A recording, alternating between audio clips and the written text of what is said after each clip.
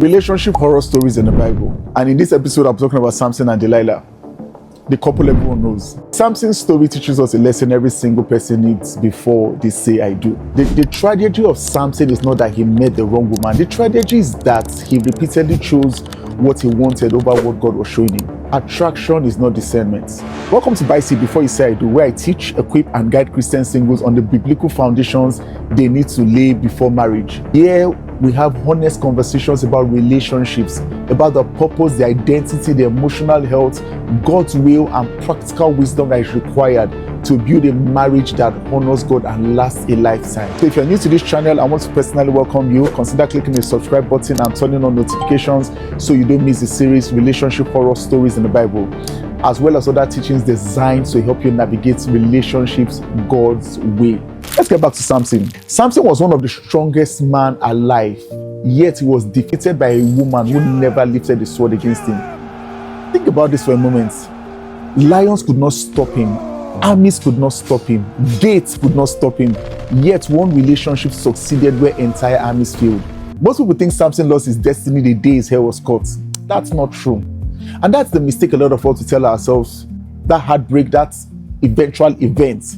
You see, the haircut was simply the visible manifestation of a much deeper problem. Samson lost long before Delilah found the scissors. He lost every time he ignored wisdom. He lost every time he dismissed conviction. He lost every time attraction became louder than discernment. You see, many people are making the same mistakes today. A lot of you singles are making the same mistake.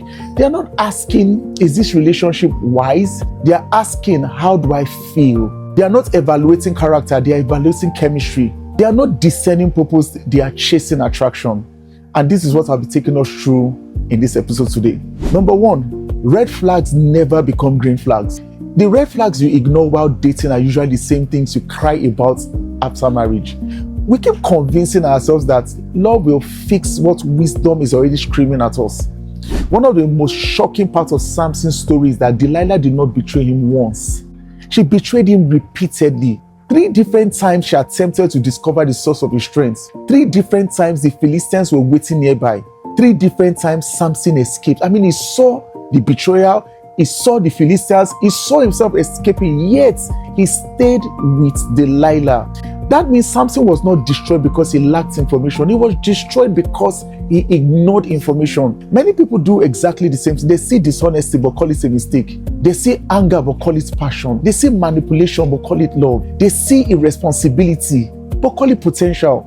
Red flags are not inconveniences, and I talk a lot about red flags. They are mercy. They are God's mercy trying to save you from future pain. The person who lies to everyone else will eventually lie to you. The person who refuses accountability today will refuse accountability tomorrow. The person who dishonors people before marriage will not magically become honorable after marriage. Marriage does not transform character, it reveals it. So stop trying to paint green over what God clearly painted red. Chemistry is a terrible compass. Butterflies in your stomach are not a sign from God. Sometimes they are just a warning that your spirit is uneasy. If you build a relationship on chemistry alone, what happens when the fire dies down and you are left with a person you don't even respect? One of the biggest mistakes people make is assuming that strong feelings equal divine confirmation. Sometimes what people call peace is excitement. Sometimes what they call love is simply attraction. You see, Samson was driven by what he saw. Repeatedly in this story, he made decisions based on desire rather than wisdom. He saw something he wanted and pursued it. There's nothing wrong with attraction. Please don't get me wrong. Attraction is important. God created it. The problem begins when attraction becomes the leader instead of the companion. Chemistry can start a relationship, but chemistry cannot sustain a marriage. When the excitement fades, character remains. When the emotions fluctuate, values remain. When the butterflies disappear, integrity remains. A successful marriage is not built on how strongly you feel. It is built on how the person is when the feelings are not intense. The question is not, do I like him? Do I like her? The question is, can I trust them with my future? Chemistry may get you attention, get their attention, but character determines the destination. Number 3, repeated compromise creates future captivity. You see, nobody wakes up in captivity overnight. The enemy doesn't ask for your whole life at once. He just asks for one small compromise, and that's Samson. Samson didn't wake up in a cage. He walked there, one small exception at a time. Samson's downfall was not one decision. It was a pattern of decisions. As a Nazarite, he was called to a higher standard. Yet throughout his life, we see repeated getting close to boundaries God had established. He became comfortable around things that should have made him uncomfortable. This is how compromise works. It never appears dangerous at first. It always appears small, harmless, manageable. One conversation becomes emotional dependency. One boundary crossing becomes a habit. One compromise becomes a lifestyle. The enemy rarely asks for everything immediately. I mean, if he did, you would know it's the enemy. He simply asks for one more step than the previous one. Many people think their greatest danger is a catastrophic mistake. Often, their greatest danger is a collection of small compromises that slowly weaken their convictions. The prison Samson eventually entered was built one compromise at a time. The question every believer should ask is this: what am I tolerating today that I would have rejected 5 years ago? Number 4, be careful who has access to your secrets. Not everyone deserves front row access to your life. I mean, I know this mistake like I know nothing else. Stop giving inner circle access to people who haven't made it past the front gate of your trust. Not everyone asking personal questions is trying to know you. Some are just looking for your hair so they can cut it. One of Samson's greatest mistakes was granting intimacy before trustworthiness had been established. There's a difference between transparency and recklessness. Many people reveal their deepest wounds, financial details, family struggles, private battles, and future plans before they have truly discerned the character of the person listening. Access should be earned, and I repeat that loudly. Access should be earned. Trust is not a gift. Trust is a structure built over time. One of the greatest dangers in modern dating is premature intimacy. People become emotionally naked long before they are committed. They share everything before they know anything. Samson gave Delilah access to information she had not earned. Many people are doing the same today. Before you tell someone your deepest secrets, ask yourself, have they demonstrated consistency? Have they demonstrated loyalty? Have they demonstrated wisdom? Because not everyone who asks questions is trying to understand you. Some people are simply trying to gain access to you. Number 5, love should never cost you your identity. If being with them requires you to become smaller, weaker version of who God called you to be, you are not in a relationship, you're in prison. Love should reinforce your identity, not erode it. You see, Samson's hair represented more than appearance. It represented covenant. It represented calling. It represented identity. Delilah targeted the very thing that connected Samson to his purpose. The wrong relationship always attacks identity. You begin to compromise convictions, you stop pursuing purpose, you silence dreams, you lower standards. Gradually you become a version of yourself that God never intended. Healthy relationships strengthen identity. They encourage growth, reinforce purpose, they push you closer to God. The right person should never require you to abandon your convictions in order to keep their affection. Now, any relationship that consistently pulls you away from God is demanding a price that is too expensive. Love should make you stronger in purpose, not weaker. Number 6, potential does not cancel poor decisions. See, one of the greatest and most dangerous lies people believe is this: God has a great calling on my life, so everything will work out.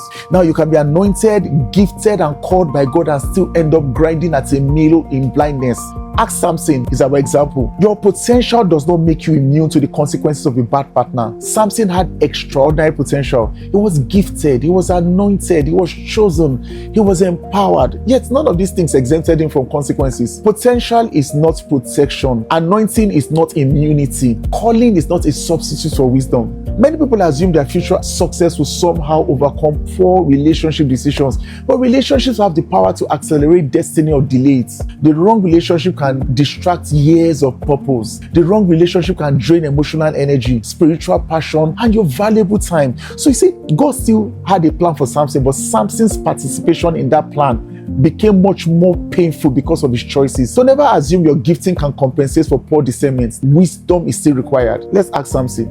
Number 7, God's mercy is greater than your mistakes. And I really love this. Okay, this is my favorite part of the story. It doesn't matter how it ends, because if the story ended in failure, it would be only a warning. But because it ends with mercy, it becomes a testimony. So I want to tell you this: your mistake might cost you your sight, your strength, your time, but it hasn't cost you God's mercy. So in case you're in a relationship and you think you've gone so far, please get out. You still have time. But what if you're married and you're seeing this? There is hope. After the betrayal, blindness, humiliation, the regret, the Bible tells us something powerfully. His hair grew again. What an incredible picture of God's mercy. God was not finished with Samson, and God is not finished with you. Maybe you ignored the red flags. Maybe you compromised. Maybe you gave access to the wrong person. Maybe you lost years because of a relationship decision. God's mercy is greater than your mistakes. There may be scars, consequences, lessons you wish you learned earlier, but there's still redemption, there's still healing, there's still restoration. Your relationship failure does not have to become your identity. God can still write a beautiful future from a painful chapter. So you see, let me conclude by telling all of you this. Samson did not lose because he lacked strength. He lost because he lacked discernment.